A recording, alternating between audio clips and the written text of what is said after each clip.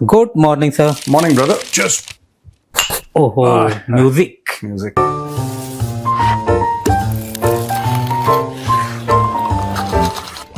Cheers. इसमें से music निकला ना सर? दोस्तों, चखने पे चर्चा में आपका बहुत बहुत स्वागत है। भाई साहब, ये लीजिए। ये वार्ता चखने से शुरू होती है। इतनी इज्जत मत दीजिए इसको। वाह वाह वाह वाह।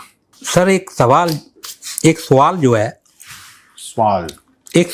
है मैं आपसे पूछना चाह रहा था कि लेक लूसेंट नाम का आदमी या जगह या कोई पाकिस्तान में आपने सुना है? लेक लूसेंट, क्या जो भी लेक लूसन पाकिस्तान में। लेक लूसन, नॉट लूसेंट, लूसन। सर आप तो जानते ही मेरे बारे में, या तो मैं विन करता हूँ या लर्न करता हूँ। ये वही वाला लेक लूसन लग रहा है। लेक लूसन ये स्विट्जरलैंड में है, जहां पे ये समिट हुआ था ना, लेक लूसन समिट, जिसमें ईरान और यूएस के लोग आए थे सीज फायर का। तो ये हुआ, उसी के पीछे लिखा हुआ था सर। हाँ। तो पाकिस्तान का क्या लेना देना इससे? वो तो कह रहे थे इस्लामाबाद और लाहौर बाद और पता नहीं क्या क्या बाद लगा रहे थे। गलत फहमी का कोई इलाज नहीं होता। आप बड़े से बड़े डॉक्टर के पास चले जाइए, आप बड़े से बड़ा अस्पताल है इंडिया में, दुनिया में, बड़े से बड़े डॉक्टर के पास चले जाइए, बेचारे के पास गलत फहमी का इलाज नहीं है। वो मर्ज ठीक कर सकता है, गलत फहमी ठीक नहीं कर सकता। पाकिस्तानियों को लगता है, पाकिस्तानियों का ये बहुत पुराना मैटर है, बहुत पुराना मैटर है। यूएसएसआर को भी इन्होंने ही तोड़ा, अमेरिका को भी इन्होंने ही शिकस्त दी, ये भी इन्होंने करवाया। तो इनको गलत फहमी। पाकिस्तान इस पूरे में उसने एक नासूर का किरदार निभाया है, नासूर का, कैंसर का। ये जैसे कैंसर चीज होती है ना, मैं बताता हूं। ये कतर आया है तब जाके मामला स्टेबलाइज हुआ है। जब तक पाकिस्तान करवा रहा था, पहली बार क्या हुआ जब पाकिस्तान ने करवाया? तो जब पाकिस्तान ने करवाया पहली बार, छोड़ के भाग गए थे नहीं, बीच में निकल लिया जल्दी से। जेडी वांस ने यू टर्न लिया, जेडी वांस चला गया, दोनों एक दूसरे से नहीं मिले। ये पाकिस्तान दूसरी बार जब पाकिस्तान ने बुलाया तो कोई आया नहीं वहां पे। तो ये पाकिस्तान की औकात आपको पहले 48 घंटे में पता लग गई थी कि ये इसकी टोटल औकात। हमें तो पता थी, दुनिया को और पता लग गई। ये जिनको पता थी या गलतफहमी थी, उनकी गलतफहमी दूर हो गई। अब पाकिस्तान ने बोला कि यार कुछ ना कुछ तो हमें करना पड़ेगा, क्योंकि हम रोज जलील होते हैं, पासपोर्ट की, इमिग्रेशन के कतारों में जलील होते हैं। पाकिस्तान को भिखमंगा कहा जाता है, जो कि सच है। टेररिस्ट कहा जाता है, जो कि सच है। अब कुछ तो अपनी इमेज ठीक करें। तो अब इन्होंने किसी तरीके से, हम भी इसमें इन्वॉल्व थे और ये भी था, वो भी था, ऐसा करके वैसा करके, तो ये सारी की सारी जो चीजें हैं, ये पाकिस्तान ने किसी तरीके से घुसने की कोशिश करी। अगर पाकिस्तान इतना ही लायक रहता, पाकिस्तान इतना ही बड़ा फन्नेखा रहता, तो पाकिस्तान ने पाकिस्तान में ही क्यों नहीं सल्टा दिया मामला? 2 बार कोशिश की थी सर, दूसरी बार तो सफल ही नहीं हुए। पहली बार भी सफल नहीं हुए। पहली बार कौन सा सफल हुए? अगर सिर्फ जेडी वैंस का पाकिस्तान में कदम रखना ही पाकिस्तान को लगता है कि हमारी मिट्टी धन्य हो गई और पावन हो गई और पूरी पाकिस्तान की मिट्टी पाक हो गई क्योंकि एक गोरे ने आपकी मिट्टी पर कदम रख लिया, फिर तो ये इनकी दिमागी दिवालियापन की एक निशानी है, उसका प्रूफ है। Fact of the matter is that this so called Islamabad summit produce zero. The second one didn't even happen, हुआ ही नहीं। और वही चीज जो मैंने 9 मई को बोली थी, जब तक आप कतर को involve, unless you involve Qatar, the problem will not get sorted out. Pakistan के पास का नहीं है यार, पाकिस्तान में डिप्लोमेटिक डेप्थ ही नहीं है। और पाकिस्तान की डिप्लोमेसी कौन कर रहा है? उनका आर्मी चीफ। हद ही हो गई यार, इतना फ्रॉड, इतनी चोरी, इतनी डकैती, इतनी 420, इतना दोगलापन। और सर उस समिट में एक चीज जो खोया चांद था, हाँ, वो भी बड़ा वायरल हो रहा है। केड़ा चांद? खोया चांद। शहबाज शरीफ कहते रह गया सर, एक बारी तो की है। क्या हुआ? ये लेक लूसेंट वाला? हाँ, वहां पे खोया रह गया। उसने बोला कि आओ फोटो खिंचा लेते थोड़ा सा, क्योंकि पाकिस्तान में थोड़ा सा हाइप हो जाता कि ये फोटो ही खिंचवाने गया था। ये जो गए थे पागल के बच्चे, दोनों के दोनों, आसिम मुनीर और शहबाज शरीफ, ये दोनों पागल के बच्चे इसीलिए गए थे फोटो खिंचवाने। और अपने लोगों के कितने करोड़ डॉलर इन लोगों ने खर्च करवा दिए फालतू में, बेसर पैर की बात, इन्होंने करोड़ों डॉलर खर्च करवा दिए पूरे कुनबे को लेके। सरकारी खर्चे पे अपने बीवी, बच्चे, साले, चाचा, जीजा, दामाद, सबको लेके पड़ गए वहां पे। अरे यार, बी सीरियस सम टाइम। और उन्होंने मुंह पे मना कर दिया सर फोटो वोटो के लिए, वो तो निकल लिए वहां से। देखो सबको पता है, उन्होंने हाथ मिलाया, गले फले मिले, जो भी मिले, उन्होंने फोटो नहीं दे सकते। सीरियस काम हो रहे हैं यार वहां पे। ईरान और यूएस के बीच में जो चल रहा है मामला, it's a very serious thing. उस वॉर के चलते पूरी दुनिया का इकोसिस्टम हिल गया है, दुनिया की इकोनॉमी, एनर्जी फ्लोज हिल गई है। वो सीरियस लोगों की जगह है लेक लूसन। ऐसा थोड़ा ना मस्खरे वहां पे पहुंच गए भांड टाइप के। ये तो भांड नहीं है दोनों, मुनरिया और शहबाज शरीफ। ये भांड जैसा, भांडों के लिए थोड़ा ना है वो जगह यार कि भांड है वहां पे जाकर डिग डिग डिग बजानी है, वहां पे नाच गाना है। It's not for those. और फोटो और वीडियो सर इन्हीं के वायरल हो रहे हैं। वहां कतर भी है, कतर ने इतना शोशाबाजी नहीं की है कि कतर कभी नहीं करता। Qatar's statements are always very understated. वो सही में डिप्लोमैट्स हैं। कतर जो करता है ना, चुपचाप, very quietly, there is nothing on the face of it, very quietly, और काम हो गया आपका। पाकिस्तान में क्या है कि वो ढिंडोरे, ओ असी ये कर देंगे तो वो कर, बस उसी में डग डग डग, होता कुछ नहीं इनका। जो नजम सेठी है ना, पत्रकार हाँ, महोदय, वो बात कर रहे थे, उनका जो पॉडकास्ट है, कि पाकिस्तान जो है अपने लोगों को समझाने में ज्यादा रह गया कि वो क्या डील करा रहा है, कैसे कैसे कर रहा है। पहले पाकिस्तान का नाम था, फिर पाकिस्तान और कतर का नाम हुआ। अब ऐसा लग रहा है उनके मुताबिक कि कतर महफिल लूट रहा है, और कतर ने पूरे विश्व की बड़ी बड़ी जो मीडियाज हैं या देश हैं उनके बताया कि कतर का रोल है। हमारा क्या हो रहा है, हमारे जो लोग हैं ना, वो हमारे अपने मीडिया को बड़ी पॉजिटिव स्पिन दे रहे हैं कि जी बहुत हमने ये किया वो किया, हमारी तारीफ हो तो रही है, मगर इन्होंने इंटरनेशनल मीडिया को इतनी तरीके से हैंडल नहीं किया हमारी कंपनी। वेरस कतर वाले जो हैं वो फाइनेंशियल टाइम्स और इस किस्म के लोगों को बिहाइंड द सीन्स अपना रोल बता रहे हैं, और वो एक वन साइडेड किस्म की स्टोरी दिखा रहे हैं। तो अब और हमारी तरफ से इस किस्म की कोई इंटरनेशनल मीडिया के साथ इंटरेक्शन नहीं हो रही। हम अपने लोगों को समझा रहे हैं कि हमने बहुत कुछ किया, ये किया वो किया। तो I think they need to look at what Qatar is doing. ये ना हो कि एक बयानिया ऐसा बन जाए कि पहले सिर्फ पाकिस्तान की बात हो रही थी, फिर कतर और पाकिस्तान की बात होनी शुरू हो गई, और ये ना हो गया आखिर में कतर की बात रह जाए और हमारी बात नजर ना आए। कह रहा है कि पाकिस्तान तो रह गया अपने में ही, अपने देश को समझाता रह गया, महफिल अब कतर लूटेगा। यार देखो महफिल, क्योंकि कतर ने काम करवाया है, पाकिस्तानी नालायक हैं, इन लोगों ने कुछ नहीं करवाया। इन लोगों ने अमेरिकन से पैसे लिए और थोड़ी सी भागादौड़ी करी, इसमें कोई शक नहीं है, कोई शक नहीं है। इन लोगों ने अमेरिकन के कहने पर ये कई बार तेहरान भी गए, एक दो बार जीजा साले दोनों गए, ये सब लोग गए तेहरान, इनसे बात करी, ये भी बात सच है। लेकिन पाकिस्तान का वजन नहीं है। मैं यही तो, पाकिस्तानियों को बुरा लगता है, फिर मुझे ट्रोल करते हैं सोशल मीडिया पे, जो कि मुझे बहुत अच्छा लगता है। ठीक है, जब तक पाकिस्तानियों का खून ना जले हमारे स्टेटमेंट्स की वजह से, तब तक हमारा होना ही बेकार है। हमारा एग्जिस्टेंस पाकिस्तान को दर्द पहुंचाने में मजा है, दैट इज इट। वही, अब सुनो, एक और चीज करता हूं मैं ऐसी। भाई देखो, ईरान का एक स्टेटमेंट आया है कि नहीं हम पाकिस्तान के थ्रू डील करेंगे? आप बताओ, एक स्टेटमेंट कोई आया है ईरान का? नहीं आया। एक स्टेटमेंट आया अमेरिका कि हम सिर्फ पाकिस्तान के थ्रू। इनको एक मौका दिया था, इनके बाप अमेरिका ने एक मौका दिया था कि बेटा अब कर ले तू कमाल, तुझे बड़ा डिप्लोमेसी खेलने। उसमें भी इन्होंने फर्जी फील्ड मार्शल को इन्वॉल्व करके सब कुछ कर दिया। देखो, भैंस गोबर ही करेगी। आप क्या चाह रहे हो उससे?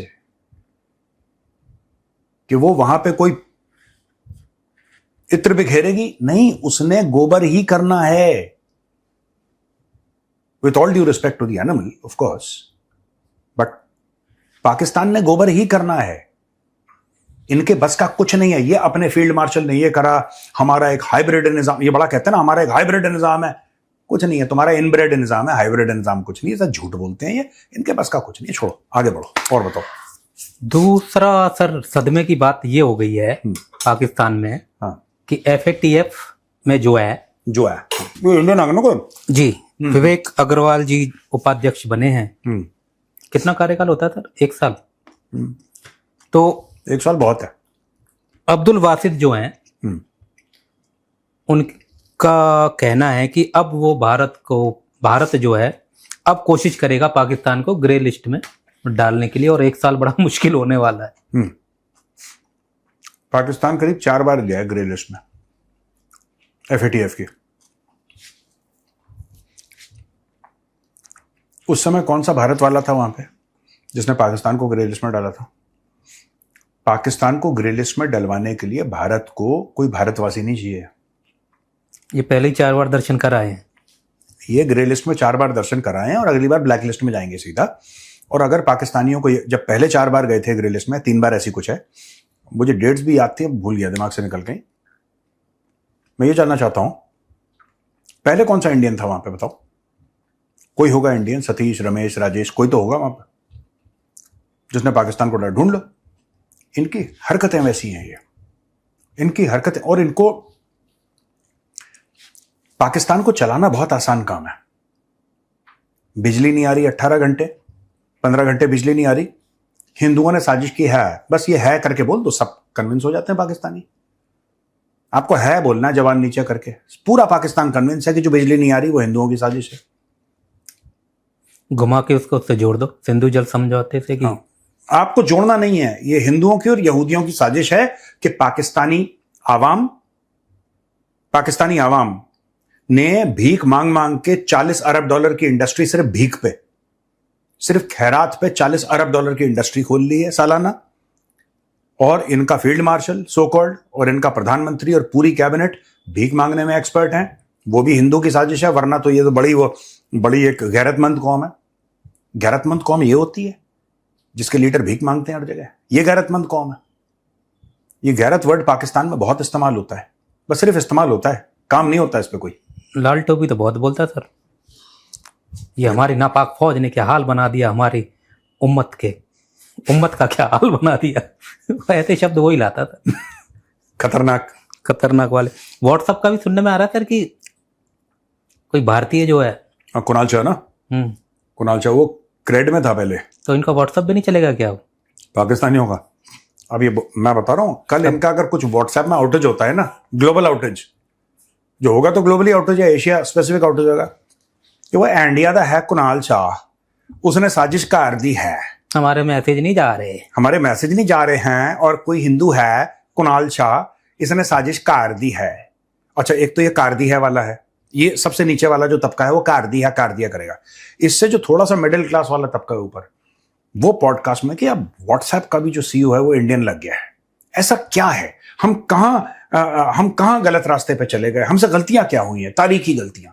फिर वो बैठेगा सामने को, बुड्ढा लेकर आएंगे फर्जीवाड़े का, वो बताएगा कि नहीं, अगर आप देखिए कि 1947 में तो एक ही मुल्क था, फिर हम अल्हम्दुलिल्लाह अलग हो गए, पर कुछ हमारे खिलाफ हिंदुओं ने, काफिरों ने साजिश भी की है। फिर लाल टोपी आ जाएगा, हिंदू कुश की पहाड़ियों में हमारे लोग वहां पढ़ रहे थे, पर काफिरों ने हमें उन्हें पढ़ने नहीं दिया, वो जालियत की दुनिया की तरफ उन्हें मोड़ दिया। और अंदलूस से कस्तूनिया से दमश्क से बगदाद हमारी फौजें चलेंगी इंशाअल्लाह। फिर उसने एक डाटा निकाल दिया था।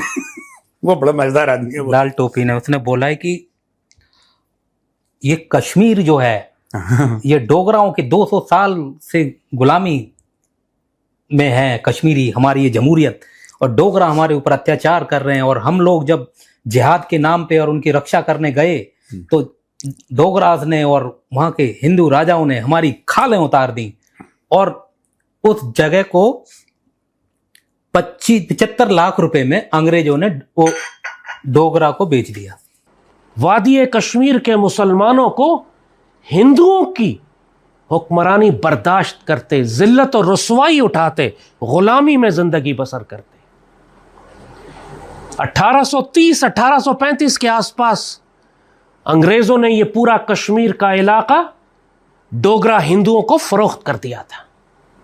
75 लाख रुपए में पूरा कश्मीर फरोख्त हो गया, हिंदू डोगरा राज ने खरीद लिया। उस वक्त कश्मीर की आबादी कोई 25 लाख थी, यानी हर कश्मीरी 3 रुपए में बिका। 3 रुपए में एक कश्मीरी हिंदुओं ने खरीदा, और जब हिंदू डोगरा राज ने इसको खरीदा तो उन्होंने कश्मीरियों को फिर अपना जर खरीद गुलाम समझा। जिन कश्मीरी मुसलमानों ने या उनकी मदद के लिए आने वाले अफगानिस्तान और दूसरे इलाकों से मुजाहिदीन ने मज़ाहमत करने की कोशिश की, उनको कत्ल करके या जिंदा उनकी खाल उतार दी गई। उस डोगरों ने वो जुल्म किया कश्मीर में कि इंसान चंगेज खान और हलाकू खान को भूल जाए। पूरे कश्मीर में मुजाहिदीन को लटकाकर जिंदा उनकी खालें उतारी गई, उनमें भूसा भरकर पूरे कश्मीर में लटकाया गया, इबरत दिखाने के लिए कि अगर किसी ने डोगरा राज के खिलाफ मज़ाहमत की तो उसके साथ ये किया जाएगा। कश्मीर पूरे को अंग्रेजों ने उस समय, मैं एक बात बताता हूं, कश्मीर वैली जो घाटी, मैं जम्मू की बात नहीं कर रहा, मैं घाटी की बात कर रहा हूं, वैली की बात कर रहा हूं। कोई भी घाटी का कोई भी कश्मीरी मुस्लिम राजा नहीं रहा आज तक। The first Kashmiri Muslim who ruled over the Kashmir Valley, ruled is a wrong word, but जिसने संभाला, that was शेख अब्दुल्ला। कश्मीर के ऊपर सबसे पहले वो कुछ लोग थे who claimed Central Asian descent, कुछ लोग क्लेम करते हैं इधर उधर इधर उधर, तो अब पता नहीं क्या था उनका, मुझे नहीं पता। उनका भी राज रहा है, मुगलों का भी राज रहा है ना। महाराजा रंजीत सिंह, ये जो आपको सिख दिखते हैं जम्मू में और कश्मीर में, ये बहुत सारे एक्चुअली जो आए थे महाराजा रंजीत सिंह की फौजों, ये उनके जनरल्स, उनके कैवलरी वाले, उनके आर्टिलरी वाले, उनके जो भी मतलब उनके रहे होंगे महाराजा रंजीत सिंह। महाराजा रंजीत सिंह का बहुत जबरदस्त एम्पायर हुआ करता था एक टाइम पे, एंड ही वाज, मतलब कि बहुत बड़ा एम्पायर था महाराजा रंजीत सिंह जी का। तो उसमें लोग आए काफी हद तक, कुछ बाद में आए, कुछ पहले आए, जैसा भी था, बट ओरिजिनल जो थे वॉरियर्स थे वहां पे आके सेटल हो गए, क्योंकि ये इनका इतिहास है। इशू इसमें क्या है मैं बताता हूं। जब ये जो जम्वाल डायनेस्टी, जिनको डोगराज कह रहे हैं, वो जम्वाल हैं। जम्वाल मतलब जम्मू वाले, सांबा के समयाल हो गए, है ना, उस तरीके से जम्मू के जम्वाल हो गए। तो ये राजपूत डायनेस्टी थी। जो modern state of Jammu and Kashmir, before abrogation and before everything, जो modern state of Jammu Kashmir है, राइट, वो डोगरों का है। ये जो कहते हैं ना डोगरों ने अत्याचार किया, ये किया, वो किया, ऐसा किया, भाई लद्दाख से लेकर पूरा जम्मू और कश्मीर को एक धागे में बुनना, एक उसकी माला में पिरोना जिसको कहते हैं, और एक स्टेट बनाना, ये तो डोगरों ने करा है। ये तो डोगरों ने करा है। तिब्बत तक पहुंच गए थे, ठीक है, जनरल जोरावर हुआ करते थे, और जनरल जोरावर बड़ा लेजेंड किस्म का आदमी, बड़ा लेजेंड किस्म का आदमी, ग्रेट। तो डोगरा फौज जो थी ना, वो तिब्बत को खड़का चुकी है। अगर किसी को गलतफहमी हो, तिब्बत को खड़का चुकी है वो। ऐसी ऐसी जगह जनरल जोरावर गए हैं जहां पे इंसान और घोड़ा सांस ना ले पाए, वहां पे कॉन्कर करा है। तो भाई ये हाई एल्टीट्यूड एरिया में लड़ाई लड़ी उस जमाने में, जबकि कोई स्पेशल क्लोथिंग नहीं था, कोई स्पेशल इक्विपमेंट नहीं थी। जब बहुत सर्दी हो जाती थी तो तलवार थी म्यान में ही जम जाती थी। उस ऑल्टीट्यूड में जाके 16, 17, 18,000 फुट पे जाके इन लोगों ने लड़ाई करी है। It's not a small thing. आज के 2026 में प्रॉब्लम होती है वहां पे। ये कब के रहे होंगे जनरल जोरावर जब उन्होंने लड़ाई लड़ी होगी? कभी सोचना ये किस मिट्टी के बने थे ये लोग, और कितने इनकी हड्डियों में जान थी, बारूद था इनकी हड्डियों में। तो ये जो बकवास करते हैं ना पाकिस्तानी, इनको पता ही नहीं है। ये लाल टोपी के बाद डाटा कहां से आता है? लाल टोपी खुद अपनी बेसमेंट में बैठ के अपने लैपटॉप पे निकालता है डेटा, खुद जाके 75 लाख में खरीदा, 25 लाख उस समय जनसंख्या थी, तो समझ लो एक कश्मीरी 3 रुपए में बिका। देखो इनको पता ही नहीं है पाकिस्तानी को, बेसिकली अनएजुकेटेड लोग हैं। बेसिकली पाकिस्तानीज आर अनएजुकेटेड, ठीक है। ये कहीं पे भी, ये ऑक्सफोर्ड में पढ़े हैं, ये फिर भी अनएजुकेटेड है। ये बेसिकली ऑक्सफोर्ड को भी एक गोरों का मदरसा समझते हैं, इससे ज्यादा इनकी अकल नहीं है। जम्मू कश्मीर लद्दाख, ठीक है, in its entirety, including the glacier areas, including Nubra valley, including currently Shaksgam valley, जो कि चाइना ने ऑक्यूपाई कर रखी है, और पाकिस्तान ने ऑक्यूपाइड इलाका सो कॉल्ड गिफ्ट कर दिया चाइना को। ये सब बकवासबाजी पाकिस्तान करता रहता है, चोरी वेरी का। ये सारा का सारा मामला ऊपर से लेकर नीचे तक, जम्मू के नीचे तक बिल्कुल टचिंग पंजाब, ये डोगरा साम्राज्य था। एक पूरा एम्पायर खड़ा करा था यार। It's not a small thing जो डोगरों ने करा, वो छोटा काम नहीं है। लोग सपने नहीं देख पाते, ये काम इतना बड़ा था, लोग सपने नहीं देख सकते, ये इतनी ऊंची बात थी जो उन्होंने करी। और ऐसी जमीन पे जहां पे घास का तिनका नहीं उगता, मैं अपर रीचेस की बात कर रहा हूं। जम्मू तो इज वेरी फर्टाइल यार, जम्मू में तो दुनिया भर की खेती होती है, लेकिन आप ऊपर चले जाओ, वहां पे ना इंसान की जात, ना वहां पे पंछी, ना कोई। और ये उस समय की बात हो रही है जब फैसिलिटी नहीं थी, कुछ नहीं था। कुछ नहीं था। अरे ऑक्सीजन सिलेंडर नहीं होते थे। आज की तारीख में तो ऐसे फेंके पड़े रहते हैं ऑक्सीजन सिलेंडर। ऑक्सीजन सिलेंडर नहीं थे भाई। तब जाके जनरल जोरावर ना खड़का दिया था पूरा ऊपर तक मामला यार। किसी को ऐसे ही बोल देना कि डोगरे ऐसे ऐसे वैसे नहीं थे। उन्होंने पूरा एक एम्पायर बनाया है डोगरों ने। ये है। किया तो है सर, बोला तो है इसने हल्का सा कि खाल उतार दी थी जो भी जाता था सहायता करने। हाँ, तो तुम अगर बदतमीजी करोगे तो डोगरे खाली उतारेंगे तुम्हारे। और क्या करना उन्होंने? तबला नहीं बनाया तुम्हारा, वो अलग चीज है, वरना खाल का तबला ही बनना था सीधा।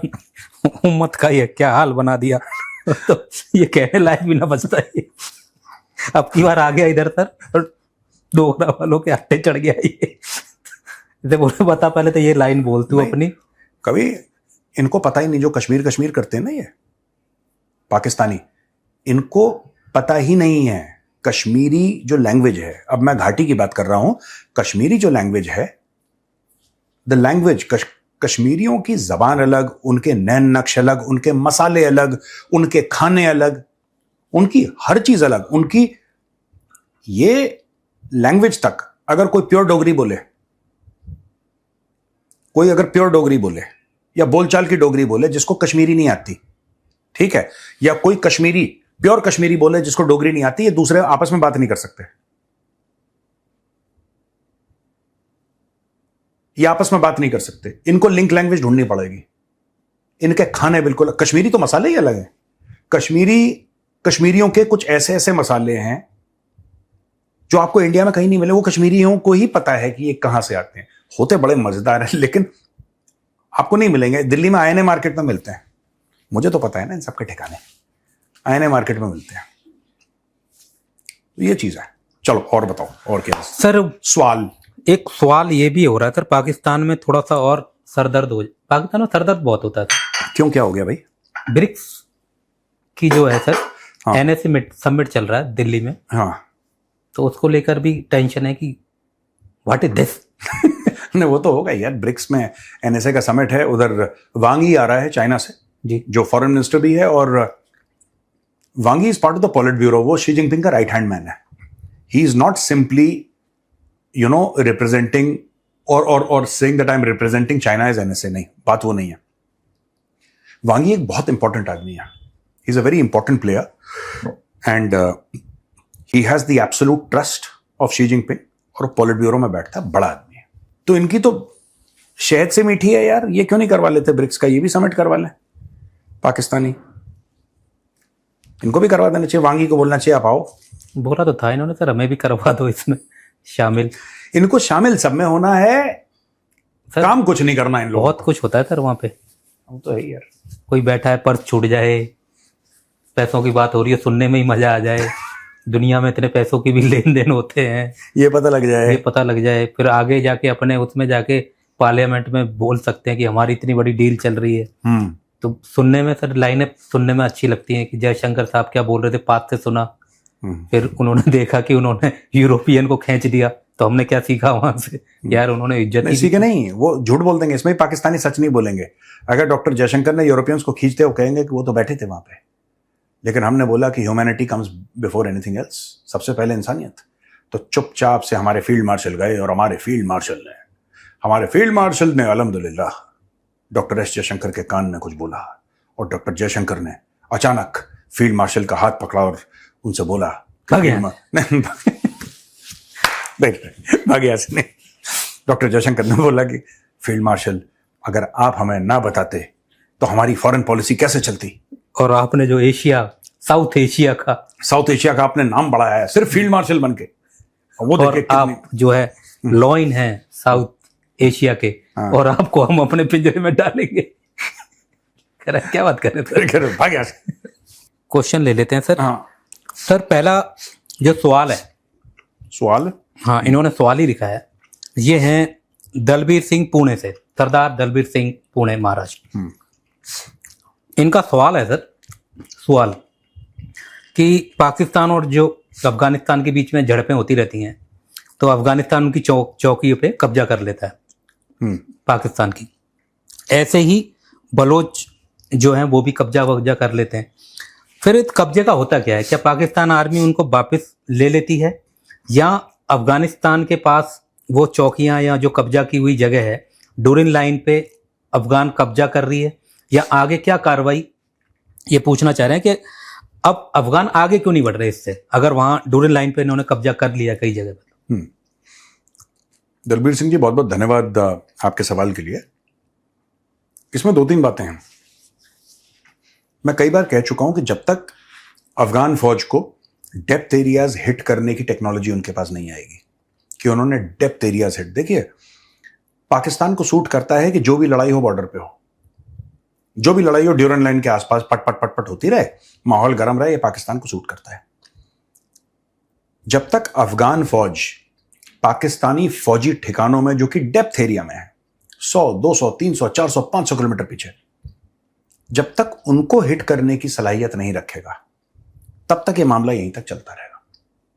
दूसरी बात, इन्होंने बोला कि जो पोस्ट कैप्चर कर लेते हैं फिर उसका क्या होता है? क्या होता है कि वो फिर पाकिस्तानी फौज काउंटर अटैक करेगी, काउंटर अटैक करेगी, लेने की कोशिश करेगी। अगर ले पाई तो ठीक है, नहीं ले पाई तो कोई बात नहीं। अच्छा, इसमें भी जो भी कन्वेंशनल आर्मीज होती है ना, वो होल्ड करने में या डिफेंसिव लड़ाई लड़ने में एक्सपर्ट होती है क्योंकि उनकी ट्रेनिंग वैसी होती है। अफगान जो फौजी हैं Taliban, they are experts in guerrilla fighting.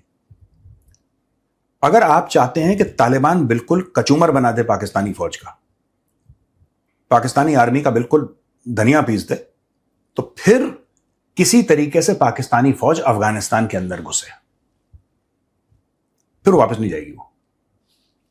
ये गलती कभी करते नहीं इसीलिए ये ऊपर से 20-30 हजार फुट से, और हमें और लपेटे में ले रहे हैं सर। ये जो ड्रोन व्रोन मारे हैं अफगान ने, वो कहीं से लाए होंगे भाई जुगाड़ करके, और उनके पास पुराना माल पड़ा होगा, या वो तो कार्य करके अपना कर देते हैं ना सर कुछ भी। नहीं, अब कह रहे हैं कि दवाइयों के रूप में भारत ने जो है ड्रोन भेजे, ऐसा भी चर्चा चल रही है। हमारे नाम पे बिल बना रहे, मार वो रहे हैं, मार के काम ये कर रहे हैं।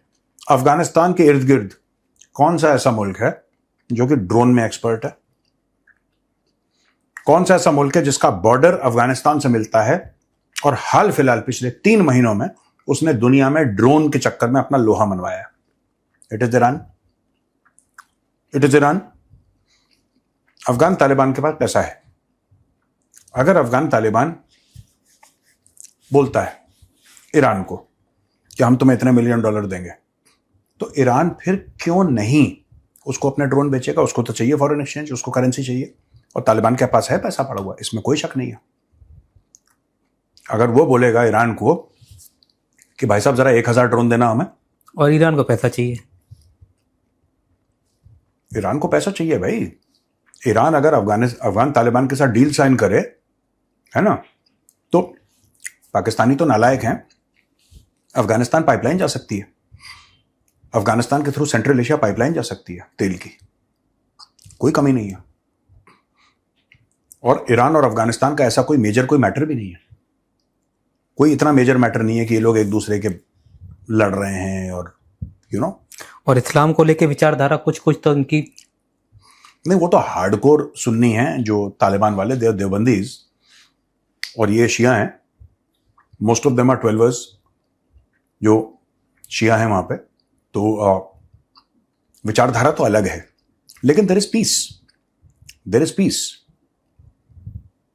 ईरान के इर्द गिर्द और भी जो मुल्क हैं, ऐसा नहीं है कि इराक के साथ लड़ाई हुई थी, वो अलग बात है, दैट्स अ सेपरेट स्टोरी, वो एक दूसरी चीज है। पर इवन इराक के शिया मेजॉरिटी, वो तो सद्दाम हुसैन था पागल। वो लड़ाइयां सर उनसे पर्सनल वाली ज्यादा लड़ाइयां थी, बंदा गया लड़ाई खत्म। जैसे सद्दाम का इनके साथ फंडा था। सद्दाम वो सपोर्टेड बाय द अमेरिकन्स। इसलिए मैं कहता हूं ना, मैं जब कहता हूं you can't trust the Americans, तो लोग मेरे ऊपर कहते हैं अरे क्या बात कर रहे हो, वर्ल्ड सुपर उन्होंने टांग दिया। मैंने बोला मैं कब मना कर रहा हूं कि वर्ल्ड का सुपर पावर नहीं है अमेरिका, वो तो है ही ना, वो तो है ही सुपर पावर वर्ल्ड का। लेकिन fact of the matter is America हर दोस्त को धोखा देता है। सद्दाम हुसैन कौन था? सिर्फ सद्दाम हुसैन ने अटैक करा, ईरान ने हमला नहीं करा था, इराक ने करा था ईरान के ऊपर। Iraq under Saddam Hussein attacked Iran. Iraq under Saddam Hussein attacked Kuwait. तो भाई ईरान के ऊपर तो हमला हुआ, Iran was attacked, and who was supporting Saddam Hussein? The Americans were supporting. The same Americans who later hung him कि ये criminal है, ये ऐसा है वैसा है, उसको टांग दिया काम निकलने के बाद। अभी आप देखिए नेतन्याहू के साथ क्या किया काम निकलने के बाद। अफगानिस्तान के साथ क्या किया, 20 साल अफगानिस्तान रहे, एक दिन यू टर्न लिया, अफगानिस्तान को छोड़ दिया। $2 ट्रिलियन खर्च करे, वो कहां करे? वो तो अमेरिकन इकोनॉमी में वापस गए ना, अमेरिकन कंपनियों के पास। अफगानिस्तान के अंदर थोड़ा ना $2 खरब, $2 ट्रिलियन, नॉट बिलियन, $2 ट्रिलियन। आपको लगता है अफगानों के पास गए? अफगानिस्तान में इन्होंने बिल्कुल दुबई जैसी बिल्डिंग बना दी? नहीं, आधा पैसा भी अफगान में लगा देते तो लड़ाई ही ना होती इतनी। इन्होंने इराक बर्बाद कर दिया, इन्होंने लीबिया बर्बाद कर दिया, अमेरिकन ने। ये जहां जाते हैं बर्बाद कर देते हैं, जहां जाते हैं। ये इनकी पॉलिसी ऐसी है, जहां जाएंगे खत्म कर देंगे मामला। तुम्हारे पड़ोस और एक और में चीज मैं बताऊं आपको, वन थिंग, अमेरिका में बड़ा अजीब सा मामला है। The people are very good here. American people ना, they good people, they very solid people. उनके पता नहीं ये देयर पॉलिटिशियंस आर स्टूपिड और समथिंग लाइक दैट। इनके हैं, the people are very warm, very hospitable, very nice, good people. उनका technology बेहतरीन है, सब कुछ अच्छा। पता नहीं इनके पॉलिटिशियंस कहां से आते हैं यार, I don't know. Anyway sir दूसरा सवाल है, वो नीदरलैंड से हैं स्वामी गायकवाड। अच्छा, ये कह रहे हैं सर, पाकिस्तानी प्रधानमंत्री को देखकर इन्होंने देखा कि स्विट्जरलैंड में जो शांति वार्ता समझौते में हस्ताक्षर समारोह से अचानक ईरान चला गया। जो इसके बाद पाकिस्तानी सुन रहे होंगे ना, वो कुछ नहीं समझ होगा समारोह में, हस्ताक्षर समारोह जो भी है कि साइनिंग सेरेमनी कह रहे हैं। हाँ, तो उसमें जो अचानक लगा के गालियां वालियां दे रहे हो, कोई ऐसा नहीं है। तो अचानक वो चले गए और वो जो है खोया खोया चांद हो गया। उसके बारे में आपकी राय जानना चाह रहे हैं कि गायकवाड़ साहब, आपके सवाल के लिए धन्यवाद। बेसिकली क्या है, पाकिस्तान वहां पे, ये पाकिस्तानियों को पूछना, ये मैं इसका वो नहीं कर सकता। पाकिस्तानियों को खुद अपने आप से पूछना है कि भाई आपके फील्ड मार्शल और आपके प्रधानमंत्री वहां पे गए क्यों थे? आपका कोई रोल था? गृह मंत्री और वो है ना सर, वो क्या नाम है, वो भी था पीछे बैकग्राउंड में खड़ा हुआ। कौन? नकवी? नकवी नहीं सर, वो तारड़ शायद। केड़ा तारड़? तारड़ नाम है, क्या नाम है, वो दाढ़ी थी जिसके, वो अताउल्ला तारड़। हाँ, एक था ना, धमकी वगैरह देता रहता, पता नहीं क्या नाम है। एक तो औरंगजेब है उनका, मोहम्मद औरंगजेब। हाँ, वही था शायद, वो भी था वहाँ। अच्छा, पता नहीं। तो बेसिकली ये सारे ये करने क्या गए? इनकी कौम भी ऐसी है ना, इनकी कौम कभी नहीं पूछती, 25 करोड़ जो पाकिस्तानी हैं, ये कभी नहीं पूछते कि भाई तू जो करने गया था करके क्या आया। हम दुनिया की दोस्ती मत करवाओ, दुनिया की दोस्ती मत करवाओ, दुनिया की दोस्ती मत करवाओ, दुनिया में अमन। अपने मुल्क को बेहतर बनाओ, अपने लोगों पे फोकस करो, अपने लोगों पे पैसा खर्च करो, अपने लोगों पे इन्वेस्टमेंट लगाओ, अपने लोगों की जिंदगी बेहतर करो, अच्छे स्कूल बनाओ, अच्छी टेक्नोलॉजी लाओ, अपनी इकोनॉमी ठीक करो। दुनिया में अमन। भाड़ में गई दुनिया यार, भाड़ में गई दुनिया। तुम्हारा क्या मतलब है? तुम अपना पहले ठीक करो यार, अपने घर को देखो। जब आप फ्लाइट में चलते हो, मैं सिर्फ एक एग्जाम्पल देके शो को खत्म करता हूं। फ्लाइट में एयर होस्टेस क्या सिखाती है आपको? कहती है कि अगर हवा का दबाव कम हुआ या प्रेशर, एयर प्रेशर अगर कम हुआ तो अपने आप ऊपर से ऑक्सीजन मास्क गिर जाएंगे, और जैसे ही ऑक्सीजन मास्क गिरेंगे सबसे पहले आप खुद के मास्क लगाओ और उसके बाद बगल वाले का मास्क लगाओ। सबसे पहले खुद का। उसका रीजन ये है ना कि अगर आप खुद ही आपको चक्कर आ जाए because of lack of oxygen, तो आप दूसरे की मदद क्या करेंगे? आप कर नहीं पाएंगे मदद। इसलिए सबसे पहले अपना मास्क लगाओ, और अपना मास्क लगाने के बाद दूसरे का मास्क लगाओ। अपनी जान बचाओ। जब तुम में जान रहेगी तब ना तुम दूसरे की जान बचाओगे। मतलब कुल मिला के आप ये कहना चाह रहे हैं सर, पहले खुद पर ध्यान दें, फिर दूसरों को ज्ञान दें। Is the right is the freedom fighters. Very good. चलिए चलते हैं भैया। राम राम। राम राम।